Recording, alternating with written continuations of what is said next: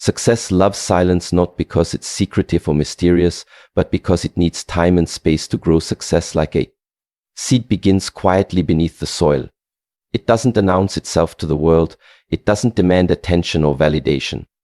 It simply works steadily and silently until one day it emerges tall and strong for all to see. And yet so many of us feel compelled to tell the world what we're doing, what we're planning, and how we're going to get there. Why is that? Maybe it's a need for recognition or approval. Maybe it's the thrill of saying, look at me, I'm on my way. But here's the problem: the more you talk about your plans, the less energy you have to actually execute them. It's a strange paradox, isn't it? Sharing too much can drain the very momentum you need to succeed. In my years of business and personal development, I've seen this play out time and time again. People with grand ideas and noble ambitions, ideas that could change their lives, talk themselves out of the very thing they set out to do. How? By telling too many people too soon. They expose their dreams to the cold winds of doubt, criticism, and distraction. And before they know it, the fire they once felt has burned out. So today, I want to share with you the philosophy of keeping your plans close to your chest, not out of secrecy, but out of wisdom. We'll explore how to cultivate a mindset that values action over words, focus over fanfare, and results over recognition. Because at the end of the day, it's not what you say you'll do that matters, it's what you actually accomplish. Keeping your plans to yourself can be so powerful.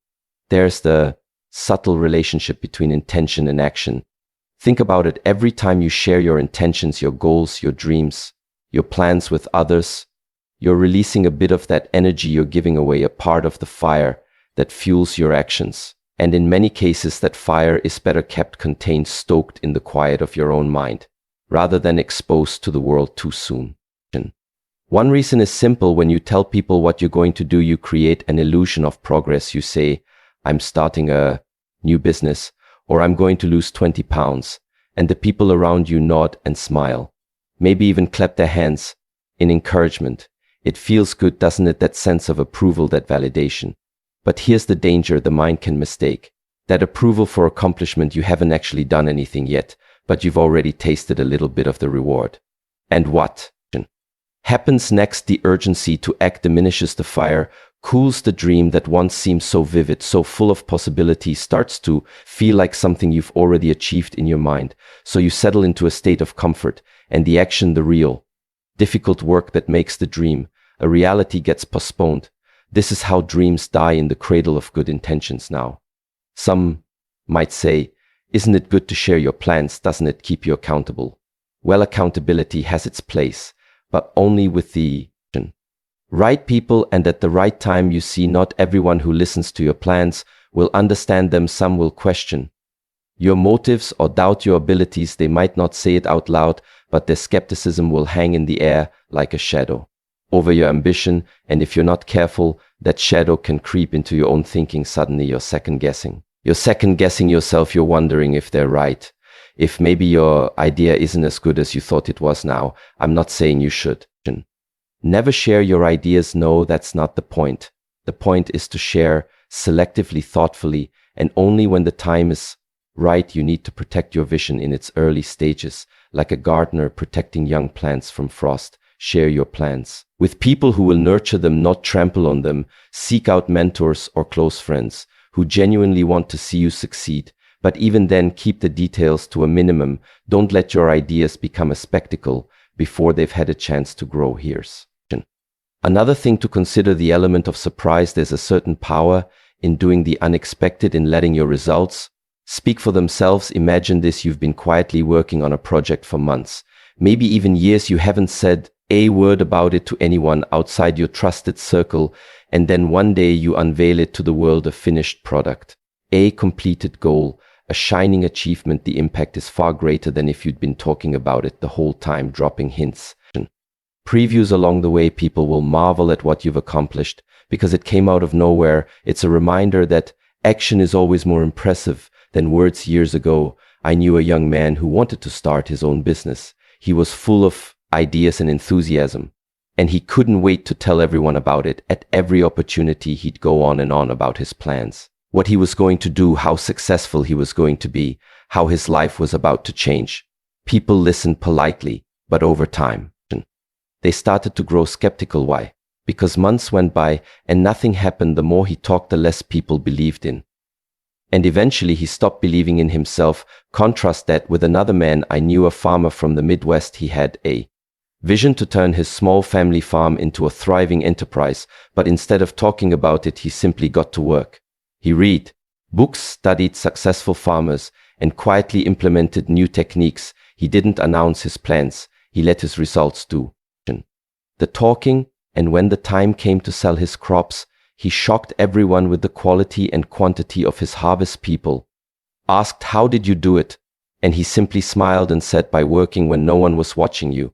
See, there's a lesson in that the less you talk, the more time and energy you have to act. The less you seek validation, the more confidence you build within yourself. And the less you share your plans prematurely, the more control you have over your own narrative. It's not about secrecy. It's about strategy. It's about knowing that your dreams are worth protecting and that your actions will always speak louder than your words. How many times have you shared a plan or a goal with someone only to feel the motivation slip away afterward? How many times have you let the opinions of others influence your path? These are important questions because they reveal how much power we give away when we speak too soon. But the good news is you can take that power back. You can choose to focus on action, to guard your dreams, and to let your success be the thing that speaks for you. The world is full of noise, isn't it? Opinions, distractions, unsolicited advice, they're everywhere. And when you start sharing your dreams too freely, you're inviting that noise into your life. You're opening the door to criticism, doubt, and even envy. These are forces that can derail even the best laid plans if you're not careful. Think about it. When you tell someone about your big idea, how often do they respond with genuine enthusiasm and support? Sometimes they do, but often people respond with caution, skepticism, or even subtle discouragement. They might say, "Are you sure that's a good idea?" Or "That sounds risky," or "I knew someone who tried that and failed." These comments might seem harmless, but they can plant seeds of doubt in your mind. And doubt is a dangerous thing. It can grow quickly and choke the roots of your ambition. But it's not just the doubters you need to watch out for. They're also the envious, the people who resent your ambition because it reminds them of what they haven't accomplished. They might not say it outright, but their subtle negativity can drain your energy just the same. And then there are the well-meaning advisors, the ones who genuinely want to help, but end up confusing you with conflicting opinions and unsolicited suggestions. All of this noise can pull you away from your original vision, leaving you scattered and uncertain. That's why discretion is so powerful. When you keep your plans to yourself, you're protecting your focus. You're creating a quiet space where your ideas can grow free from the interference of others. It's like building a greenhouse for your dreams, a place where they can flourish in the right conditions. Until they're strong enough to face the elements, it's important to start building momentum. Momentum is a precious thing. It's the forward motion you create when you take consistent, purposeful action toward your goals.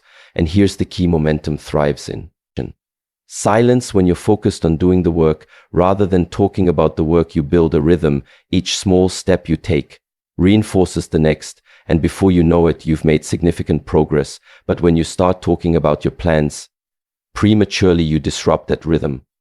You shift your focus from action to explanation, from doing to justifying, and every moment you spend explaining yourself as a moment you're not moving forward. It's like trying to drive a car while constantly stopping to show people where you're going. You lose speed, and worse, you lose the sense of purpose that comes from staying in motion.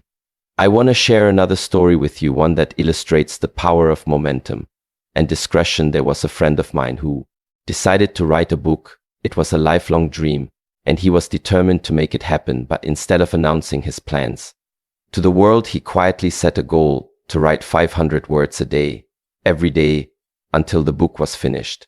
He didn't tell anyone what he was doing, not even his closest friends. He just worked day after day in silence. Months later, he finally shared it with a small circle of trusted people. Their reaction, pure admiration. They were amazed at what he had accomplished, not just because the book was good, but because he had done it without seeking attention or validation. And when the book was published, it was a success. Not because of any grand announcements, but because the work spoke for itself now. Let me tell you about another friend of mine, someone who was equally passionate about writing, but instead of getting to work, he spent months talking about his plans. He'd call with updates, share outlines, and ask for opinions on every little detail. The more he talked, the less he wrote. And eventually the project fizzled out. Why? Because he spent all his energy seeking approval instead of building momentum. There's a powerful lesson in these two stories. Action breeds confidence, while too much talking breeds hesitation. When you take consistent action, even in small doses, you prove to yourself that you're capable. You build a track record, a sense of accomplishment that fuels your progress. But when you talk too much, you get stuck in the realm of possibilities. What could be, what might be, without ever crossing the bridge to reality. Here's the thing, some people worry that keeping their plans private makes them seem secretive or aloof. But here's the truth, discretion isn't about shutting people out. It's about preserving your focus.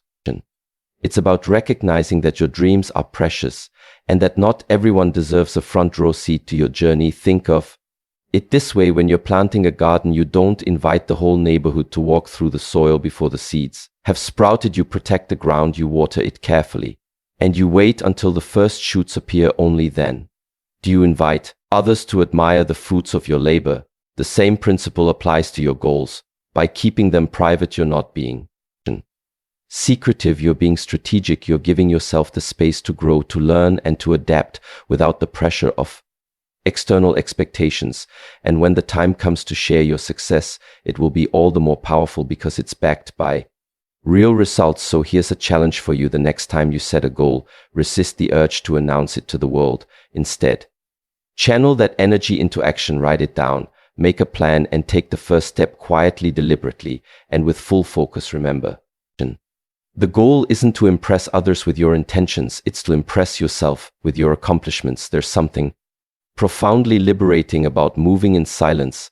It frees you from the weight of external expectations and allows you to operate on your own terms. Think about it. When you announce your plans to the world, you're putting yourself under a spotlight. Suddenly, people are watching, waiting, and maybe even judging. That pressure can be stifling, especially in the early stages of a project. When things are still uncertain and fluid, you see success is rarely a straight line. It's a journey of trial and error, of taking 2 steps forward and 1 step back. And when you're under the public eye, those setbacks can feel magnified. Every misstep becomes a potential point of criticism, every delay a source of scrutiny. But when you keep your plans private, you give yourself the freedom to fail quietly, to learn from your mistakes without the added burden of outside opinions. This is why discretion isn't just a strategy, it's a gift you give to yourself. It's a way of creating a safe space where you can experiment, grow, and refine your ideas without distraction. And here's the beautiful thing: when you're not seeking approval or validation, you become more connected to your own instincts. You start to trust yourself more deeply, to rely on your own judgment rather than the opinions of others. I know what you're thinking: isn't feedback important? Don't I need input from others to make my ideas better? And the answer is yes, feedback is invaluable, but it has to come at the right time and from the right people. Not everyone is qualified to give you constructive input, and not every stage of your journey is the right time to seek it early on. When your vision is still taking shape, it's better to focus on the work itself. Once you've made progress, once you've built something tangible, that's the time to invite feedback from people you trust and respect. I once worked with a man who was incredibly gifted at spotting opportunities. He had an act for seeing potential where others saw obstacles, but he had one fatal flaw: he couldn't stop talking about his ideas. Every time he came up with a new concept, he'd rush to share it with anyone who would pay listen. And what happened more often than not? Someone else would act on the idea before he did.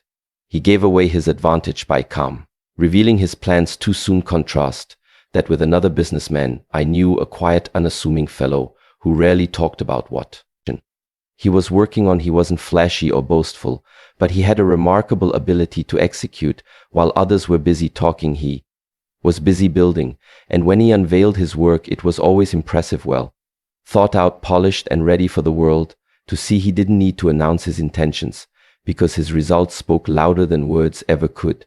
This brings us to another key principle: Results are your best advertisement. When you achieve something significant, people will take notice without you having to say a word. Your success will naturally attract attention, and that attention will be far more meaningful than anything you could have generated by talking about your plans prematurely. Think of it as a ripple effect. Your actions create waves that reach far and wide, touching people in ways that words never could. But there's another reason to keep your plans private, one that's often overlooked. It has to do with the power of focus. When you share your plans with others, you're not just giving away energy, you're also inviting distractions. People will start asking questions, offering suggestions, and sharing their own ideas, which can pull you in a dozen different directions. Before you know it, you've lost sight of your original goal, and your once clear vision has become muddled. Focus is one of the most precious resources. It's what allows you to channel your energy toward a single point, to cut through the noise and make real progress. And the best way to protect your focus is to limit the number of people who have access to your plans. The fewer voices you have in your ear, the easier it is to stay on track. What would it look like if you applied this principle to your own life? Imagine starting a new project, a business, a creative endeavor, a personal goal, and telling no one about it. Imagine working quietly, steadily, without seeking validation or approval. What might you accomplish in that space of silence? How much further could you go without the weight of outside expectations? This is the essence of what we're talking about today. The freedom to work on your own terms, the power to let your actions speak louder than your words, and the wisdom to protect your dreams until they're ready to be shared. It's not about being secretive or aloof. It's about being intentional. It's about recognizing that your energy, your focus, and your momentum are too valuable to waste on idle chatter.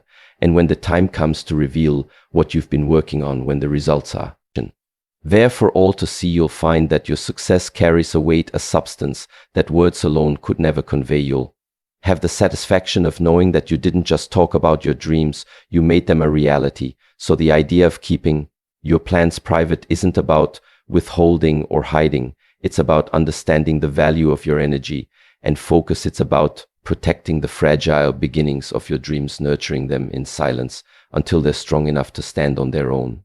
It's about recognizing that action is all more powerful than words, and that results speak louder than any announcement ever could. When you choose to keep your plans to yourself, you're making a statement not to the world, but to yourself. You're saying, I trust my ability to see this through. I don't need applause to get started, and I don't need permission to pursue my goals. That kind of confidence is rare, and it's incredibly powerful. It gives you the freedom to act without fear, to learn from your mistakes without judgment, and to grow at your own pace. And here's the beautiful part: when you succeed, you'll inspire others, not by what you said you were going to do, but by what you've actually done. Your actions will become a beacon, a reminder to others that real progress comes from focused discipline and quiet determination. You'll show them that it's not about how loudly you proclaim your intentions. It's about how steadfastly you pursue them. So as